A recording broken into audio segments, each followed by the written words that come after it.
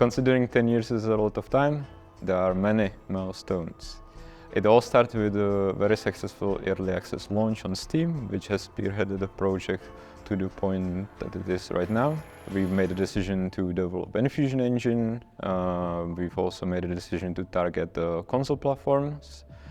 This has pretty much evolved into the 0.6.3 and 1.0 version on Steam, and later also on Xbox and PlayStation.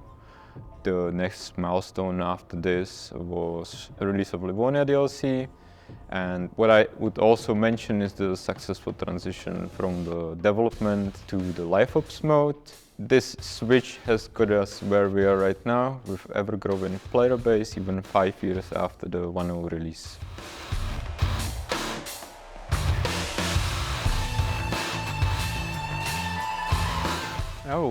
Player feedback.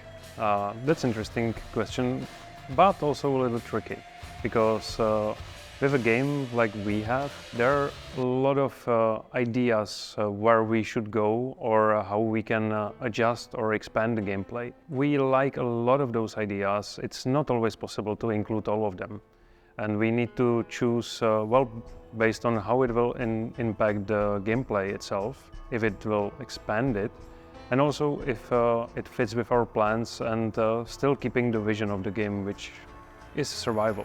One of the challenges that we face is that DayZ is not just a game, it's also a platform, and we need to make sure that it's robust enough so others can customize it to their liking. One of the lessons that we learned that we should have developed the game with the gamepad in mind the moment we knew that it was targeted for the consoles too. There are various design challenges that we face on a daily basis, such as how many items should be repairable or how specific the tools in the game should be. For instance, should I fish with a plastic explosive? Maybe. Development differed quite a bit before and after 1.0 release. Before 1.0, you are usually solving problems like how do I load a weapon from design and technical implementation. After 1.0, you are building on top of these foundations. We had our path a little more rough because of the low-level changes to the engine happening too close to 1.0 release, but we've caught up on our backlog since then.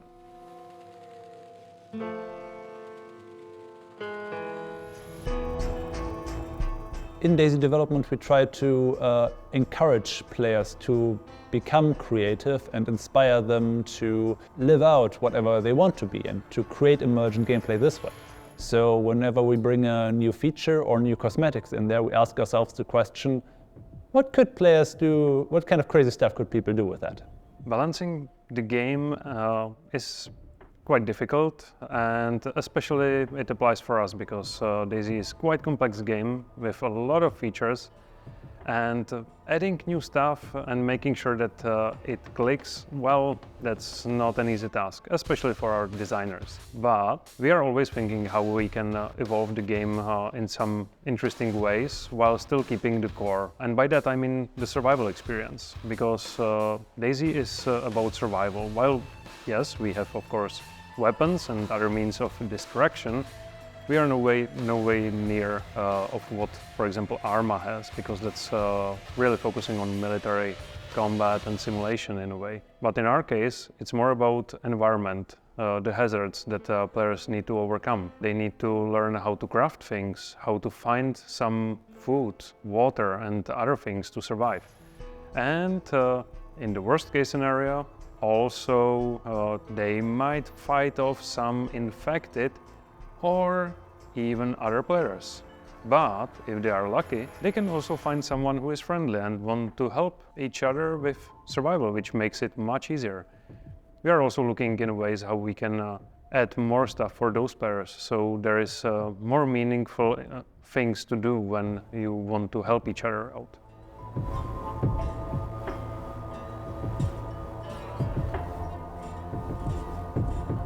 I think the story I like to hear the most is how DayZ was able to connect players. Due to the emergent nature of our game, players spend a lot of time with each other, traversing the world, fishing, or just sitting at a campfire telling each other stories and exchanging about life. So people get to know each other very well by spending a lot of time in the game. I'm always happy when I hear about stories how players were able to connect and grow to become good friends or even loved ones over time. I remember quite early when the game was released in early access, there was, I'm not sure if it was a stream back then or if it was a series of YouTube videos. There were two players. I believe one was American and one was Russian. They met and they started to play together, even though they didn't speak the language of the other player. So it was quite interesting because when they were talking, one was talking in English, the other one was talking in Russian. They didn't really understand each other, but still they played together for quite a long time. It was quite an adventure of like two players who never met each other in the real life and still spent a lot of time and became friends through the game.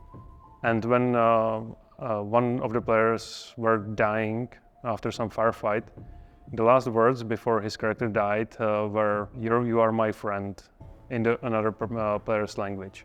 That was so sweet and nice, and this is exactly what we've meant with "This is your story," because this is exactly the thing that players will never forget.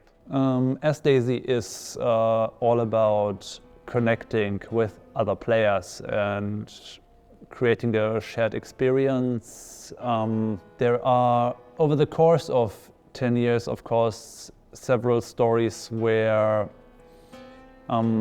people actually lost their loved ones. And players have reached out to us, several dozens already at this time, and shared with us memories and stories, experiences they had with a player. And this impacted us very deeply. And these days, if you traverse Generous or Livonia, you might come across individual grave sites on hills, on vantage points, close to villages, or just randomly in the forest. And each of these grave sites is connected to a memory, to an adventure, an experience, a player who in many cases left us too soon and is now deeply missed.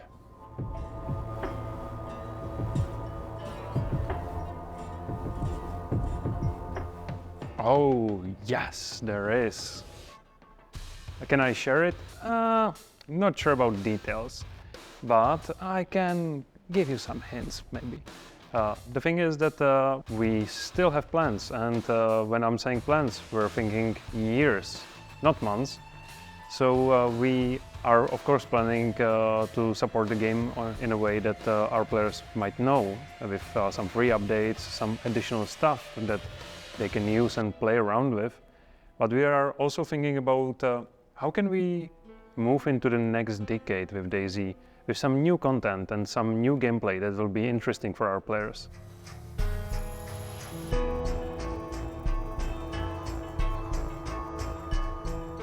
I'm really interested to learn how many developers of 10-year-old game get this question.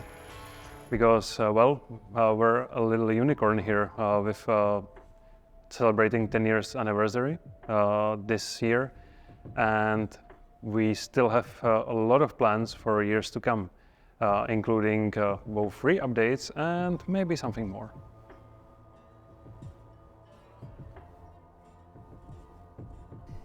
Can't believe it's been 10 years since DayZ Mod kicked off. An incredible journey, and I think for me completely changed my life, changed many people's lives. I think the time developing the mod was just incredible, and then being able to bring it through into the standalone and see where Bohemia has been able to take it is really special, and the ripples it left through the gaming community as well have just been magnificent. Just really fantastic as well to see at this point that DayZ is going from strength to strength, and how Bohemia has been able to just pull that forward. So, happy 10th birthday, and it certainly looks like there's many more birthdays ahead, so super excited.